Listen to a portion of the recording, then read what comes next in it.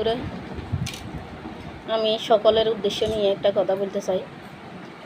আমি তেমন বড় লোকের পরিবারের বউও না এবং গরিবেরও না, মধ্যমস্থ। দেখেন, সীমিত টাকা আমার স্বামী ইনকাম করে। আমার স্বামী কিছুদিন আগে, মানে আজ 4-5 দিন আগে 5 কেজি আলু এনেছি। সংসারে দরিদ্রতা কী জন্য নামে? আপনাদের জন্য। যে আমি দীর্ঘ অনেক বছর আমার বয়স হয়েছে, প্রায় 40-42 বছর। আমি ছোটো থেকে আলু, বিভিন্ন সবজি এটা ওইটা খাইছিও এবং চাষাবাদও করছে আমার বাবা দাদারা। তো দেখেন 2 কেজি আলু কুটতে নিছি, আমি খাইছি কদ্দূর, দেখেন আধা কেজিও হবে না। তো কেন ভাইয়েরা এগুলো করতেছেন? আমি ভাবতেছি যে এটা আমার ব্রেনে যতটুকু কুলাইতেছে, এটা মেডিসিনের কারণে এই অবস্থা হয়েছে। হ্যাঁ, এখন আলু নষ্ট হয়ে কারণে যদি আপনারা মেডিসিন ব্যবহার করেন, দেখেন ভিতরের কিছুও নেই, কিন্তু উপরে খুব তাজা আলু দেখছেন, কিন্তু ভিতরে পচে গেছে। তো তেমনই আমরা যদি খাই জিনিসগুলো, আমার বাচ্চা কাচ্চারা খাই, আমরাও মরে যাবো না?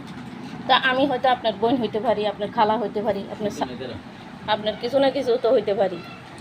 তা আমরা যদি মরি যাই, আপনারা রাজা হইয়ে ডাক্তার হইয়ে কি করলেন? আমরা কার কাছে যাবো চিকিৎসা নিতে? মাস্টার শিক্ষা দেয়, আমার সন্তানরা যদি না বাঁচে, কার কাছে শিক্ষা দিতে যাবে? হ্যাঁ বলেন ভাইয়েরা, বন্ধুরা। তো দরিদ্রতা নামে আমি যদি এখন আজকে 5 দিন এসে 5 কেজি আলু এনেছি, আমি যদি বলি আবার আলু নয়, তখন বাজেন না আমার সাথে ঝগড়া। তো এরকম প্রত্যেকটা জিনিসই ভাত রাঁধতে যায়, চাল দিতে গেলে চালগুলো কি হয়, কাইয়ে হয়ে যায়, মানে অর্ধেক হয়ে যায়। তো চালের ভিতরে মেডিসিন, কিন্তু ওজনে এভাবে বস্তা মাফিদের। তো প্রত্যেকটা জিনিস আপনারা লক্ষ্য দেন। মাননীয় সরকার বলেন, ডাক্তার বলেন, ব্যবসায়ীরা বলেন, এই ধরনের কাজ করিয়েন না।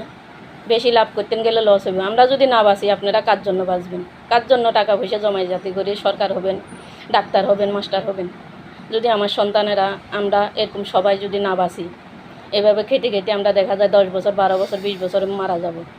তো আপনাদের বেশি থাকা আর লাভ কি? টাকা পয়সা জমা জাতি করি। তো বাইরে আল্লাহর নিদানি দুনিয়ায়, এই দুনিয়াতে অনেক কিছু হয়।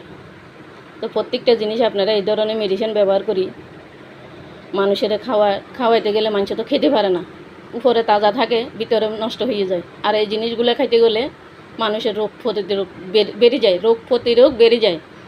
তখন আমরা ডাক্তারের কাছে নিতে নিতে ডাক্তারের কাছে মারা যায়। তো মারাই যদি যাব, তাইলে আর আপনাদের ডাক্তারি করি কি করবেন? আপনারা বিবেচনা করি সুমি কিচেন থেকে জানাবেন। বহুত খারাপ কষ্টে আমি এই কথাগুলো বলতেছি।